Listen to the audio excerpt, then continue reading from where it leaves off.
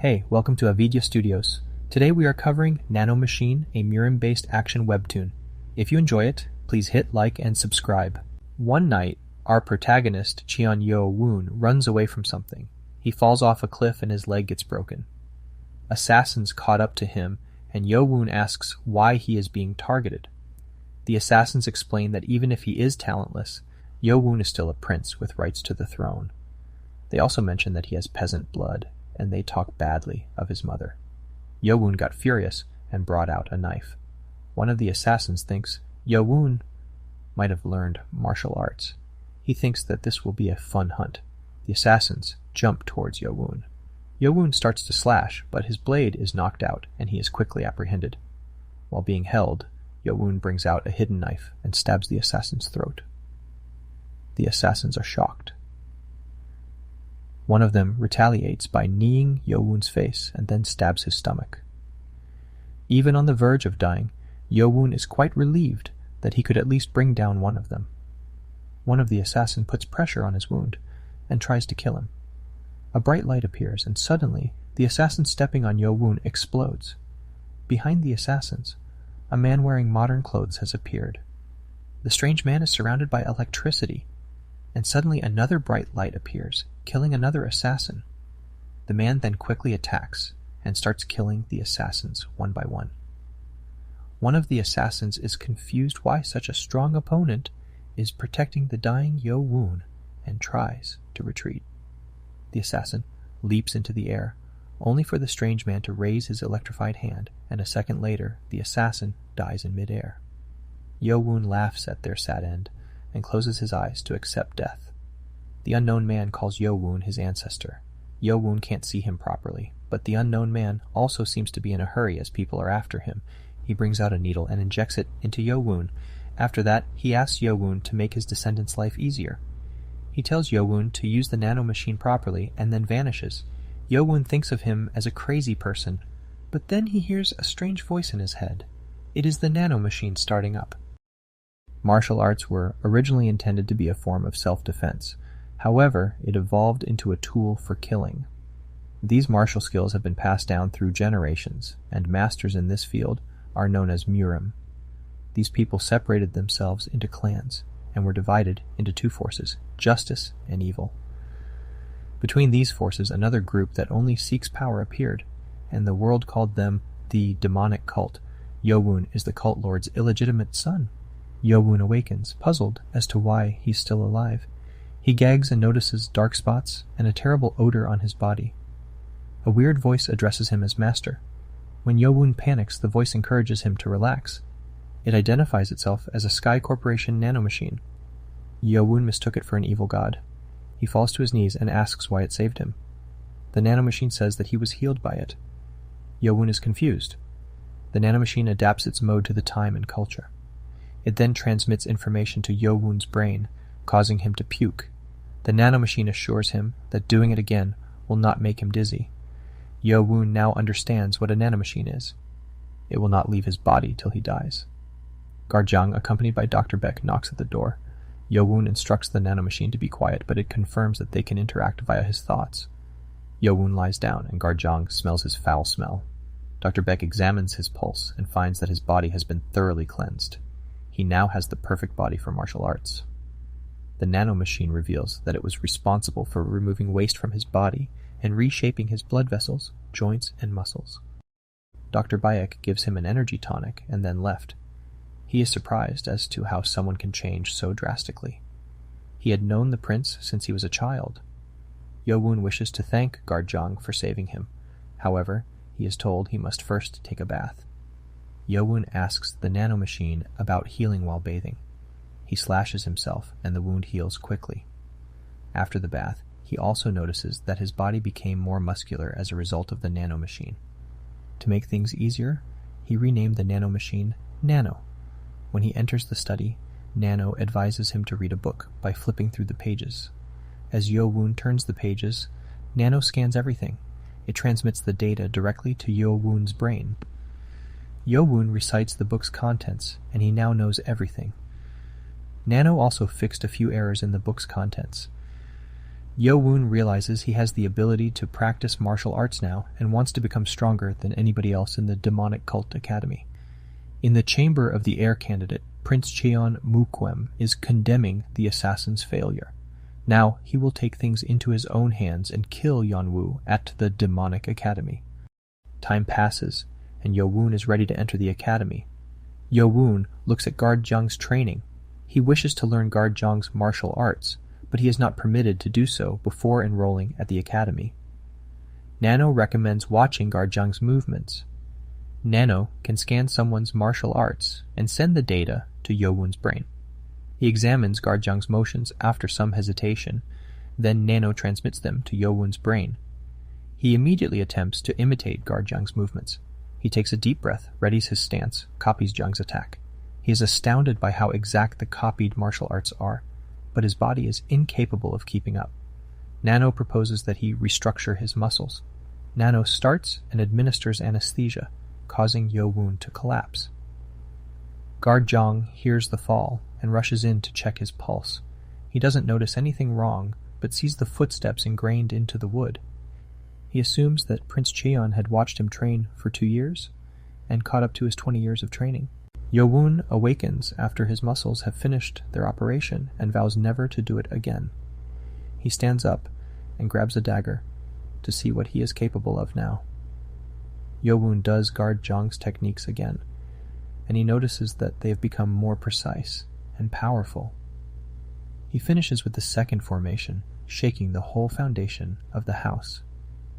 He looks down and notices the large footprint left behind. He becomes nervous about the mark when he hears Guard Jung at the door. Guard Jung walks in and notices Yo-woon, who had shifted a table. Yo-woon observes that all of the dishes Jung brought are his favorites growing up. He regrets the fact that this will be the last time he can taste Guard Jung's cooking. He scarfed the food down and thanked Guard Jung. Guard Jung did not hesitate to ask Yo-woon about the dagger technique.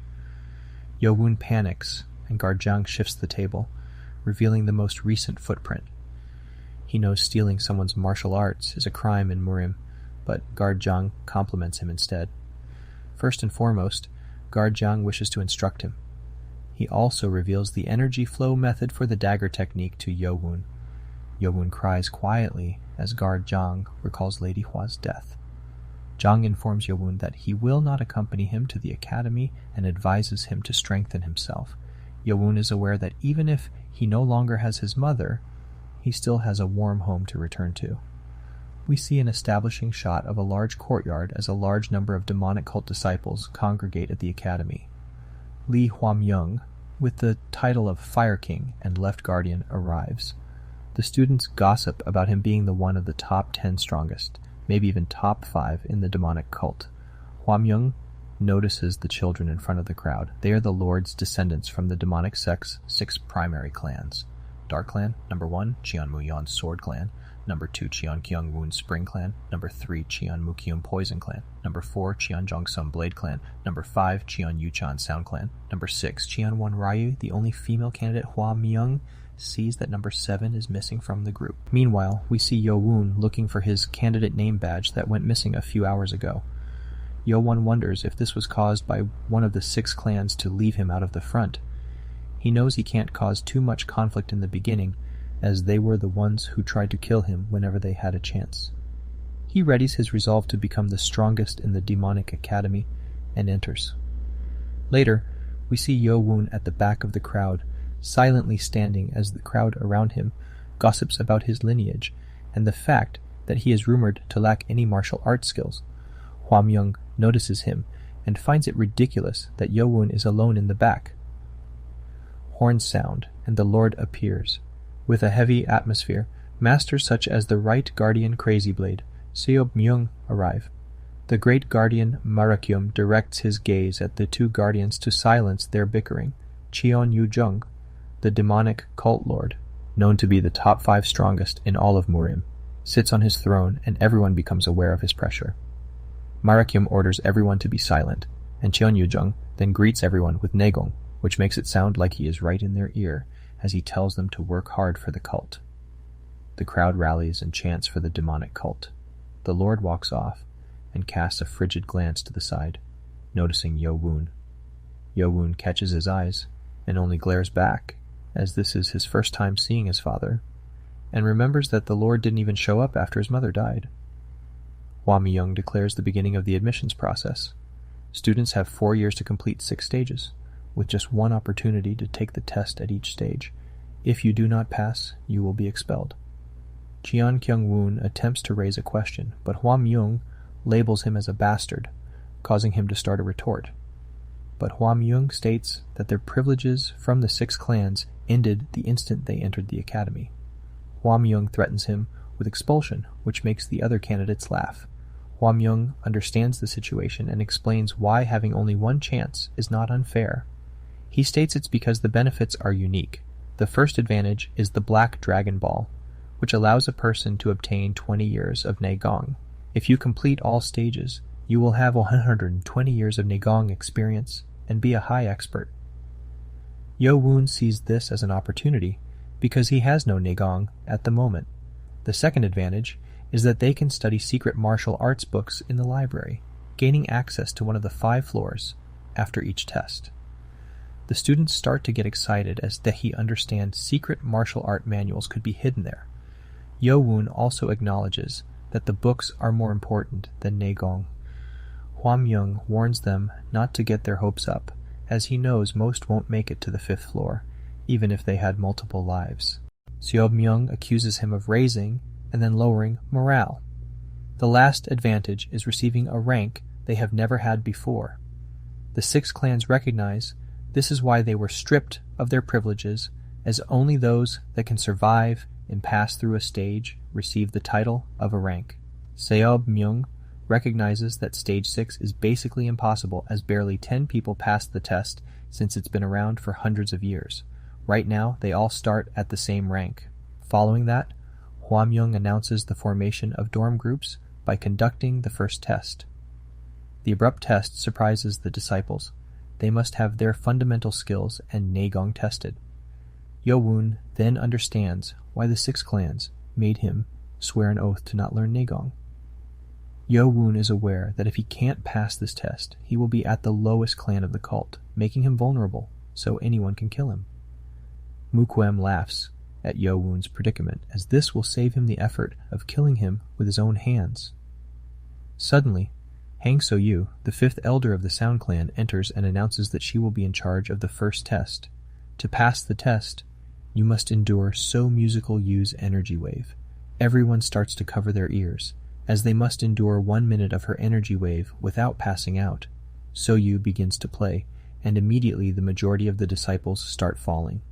The 6 clan candidates are unconcerned since they have been taking medicines, strengthening their Neigong since childhood, and believe Yo-woon will fall soon. But So-yu suddenly begins to pluck more quickly and intensely, causing even the candidates to strain. So-yu is in disbelief as she notices Yo-woon is standing without a sweat. Yo-woon is also confused as to why he is still okay when many have fallen. It turns out that Nano blocked the incoming harmful sound waves and cut off his hearing. So-yu fixes her focus on him, and Yo-woon wonders if Nano could block her intimidating gaze. Nano thinks this means shutting down his vision, which Yo-woon declines. So-yu's impatience is felt by Hwa Mi-young. He also wonders why Yo-woon is still standing despite his lack of Neigong. It piques his interest, as this is the most exciting first test he has been involved in since starting at the academy. Other disciples, on the other hand, are beginning to bleed from their ears, and Murim wonders why So-yu is angry. He realizes something and turns to check behind him. He was taken aback, which drew the attention of the other contestants. They then notice Yo-woon, who appears to be unbothered. Murim mistakenly believes Yo-woon had been hiding his Neigong all along. Yo-woon discovers everyone is looking at him, and Nano confirms that they are angry based on their facial expressions. He realizes that it will be weird to pass the test without injuries, so he asks Nano to give him internal injuries. Nano worries, but Yo-woon claims that it is only an act. A minute has almost passed and Elder So-yu is too prideful, and increases the intensity of the sound waves to half of her power. Hwa Mi-young sees that it is getting dangerous. Cheon Jong-sum bleeds, and Hwa Mi-young tells Soyu to stop. Everyone is relieved as they fall to their knees. Seobmyoung recognizes that if she released any more power, the whole group would have failed the first test. Soyu realizes that she went overboard and blames it on Yo-woon. Just then, Yo-woon coughs up blood, an enormous amount of blood, causing everyone to look in shock. Even Yo-woon got mad at Nano and thought that he was dying. He coughs up more blood, and Hwa-myung runs to him. Knowing if Yo-woon dies, it would be under his responsibility. Yo-woon tells Nano not to heal him yet, as Hwa-myung grabs him and realizes that Yo-woon doesn't have Naegong. Hwa-myung assumes that he passed the test with pure mental strength and sheer willpower. He orders some guards to bring Yo-woon to the infirmary, and Yo-woon asks Nano to start the healing process. Hwa-myung appears next to Soyu and tells her that she did too much, almost killing Yo-woon, who didn't have any Naegong. Her face distorts in shock. Hwa-myung claims Yo-woon kept the oath, but Soyu exclaims that is impossible. Hwa-myung claims that Yo-woon endured it all with just his sheer will. If Yo-woon wasn't an illegitimate child, Hwa-myung would have liked to have him as his student, but he can't go against the 6 clans. Seobmyoung became interested, but Hwa-myung simply told him to find another place to drink. The two argue until they release intense energy that makes the disciples panic. Seobmyoung backs down and leaves, while showing disappointment in the fallen disciples, but admiring Yo-woon's determination. Baek Jongmyoung, a doctor at the demonic academy, is overjoyed to have a patient. He's surprised to see Yo-woon's condition. The guards explain that it is an internal injury. As the guards leave, one notices that Yo-woon has a better complexion now. The doctor checks on Yo-woon, but he continues to fake his sleep. Jongmyoung still finds it weird after seeing the amount of blood. As he is going to get some acupuncture, the wall explodes. Seobmyoung appears and notices Yo-woon. Yo-woon also notices the guardian and the smell of alcohol. Seobmyoung approaches him and asks why he is pretending to be asleep. He used his powers to raise Yo-woon. He threatens to hit him if he continues. Yo-woon opens his eyes and asks how he knew. Seobmyoung laughs out loud and claims that an experienced warrior can tell based on the sound of the breathing. Yo-woon was surprised, and Nano explained that his breathing was indeed unnatural. Seobmyoung suddenly praises him and his will. Jongmyoung warns him, and Yo-woon suddenly coughs up blood. Seobmyoung releases his Naegong and announces that he wants Yo-woon as his student. That surprises the doctor and patient. Yo-woon gets confused and asks if Seobmyoung is fine going against the 6 clans, but Seobmyoung is unbothered. Yo-woon thought of it as an opportunity, but it can also be a trap. Yo-woon doubts him, and Seobmyoung gets mad. To clear those doubts, Seobmyoung gave him a piece of paper, informing him that he needs it to survive at the academy. To avoid falling behind, sheer will alone is not enough, and Yo-woon must learn to use Naegong. Seobmyoung tells him that he won't pass any tests if he doesn't have Naegong. Others will make huge progress, while he is stuck for 2 weeks in the infirmary. Yo-woon can't refute his words. Seobmyoung implies that other disciples have the power to at least heal themselves, unlike Yo-woon, which is why no one else was sent to the infirmary. Seobmyoung gives Yo-woon one last push, and he is now unsure what to do next. Yo-woon remembers that he can get a medicine ball and access to the library. Seobmyoung laughs and claims that the library is secure, and you can only stay for 2 hours on the first floor. He also claims that they can't bring out the books and can only memorize them inside. Yo-woon realizes that this is a huge advantage for him. With Nano's help, he can scan hundreds of books within the time limit. Seobmyoung scares him more, and Yo-woon thinks he doesn't have a choice but to become his student.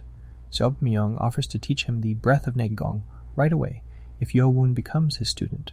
Yo-woon doubts him, but he realizes he needs someone by his side. Yo-woon forced himself to stand and kneel before Seobmyoung, asking to be his student. Seobmyoung smiles and makes Yo-woon stand up with his power, telling him not to bow to anyone, because he has Cheon's blood. Seobmyoung tells him to rest for the day and assigns Jongmyoung to look after Yo-woon. Yo-woon is thankful that there is someone on his side, for once. Back on the academy's field, it is reported that only 4 in 15 disciples passed the first test. Protesting disciples are forcefully kicked out. They notice that most of the disciples who passed had exceptional skills that can heal themselves, and all candidates from the 6 clans passed. The most skilled ones are Cheon Muyon and Cheon Yuchan, who didn't suffer any damage. Hua Myung smiles as he knows things will be interesting now. Hua Myung congratulates all passers and gives them a bronze medal to represent the lower ranks of the academy. He gets the affirmation of the disciples and starts to organize them into groups. Meanwhile, Yo-woon is being treated by Dr. Baek. The doctor tells Yo-woon that it will take him 15 days to recover, which made Yo-woon scream in shock. He planned to use Nano to recover his body instantly, but that will be suspicious. Dr. Baek tells Yo-woon not to worry, because he is no ordinary doctor. But Yo-woon still worries about his training. They have a deal not to tell others about Yo-woon being Shobmyoung's student. Dr. Baek strips off Yo-woon's clothes and is surprised to see Yo-woon's muscular body. Dr. Baek starts his acupuncture treatment and Nano detects it as a hostile attack. Yo-woon immediately tells Nano to turn off Nano's self-defense mode. Dr. Baek starts and Yo-woon feels better. Nano shows information explaining the acupuncture spots. Dr. Baek notices his stare and tells Yo-woon to take a nap. The treatment continues, and Yo-woon realizes something. He asks Nano if it is possible to heal him quickly, and later make it look like he is still wounded. Nano confirms that it is possible, and Yo-woon is relieved that he can fool the doctor and train his Naegong. Meanwhile, Hua Myung announces that they only have 20 days to prepare for the first test. Among the 20 groups, only 10 will remain. It would mean that half of the cadets will be expelled, and groups with the 6 clans have the advantage. Hua Myung tells them to rest for now and tomorrow. The ominous-looking staff will teach them kindly. However, the cadets doubt his words. Cheon Murim approaches an instructor and assumes already his position as his group's leader.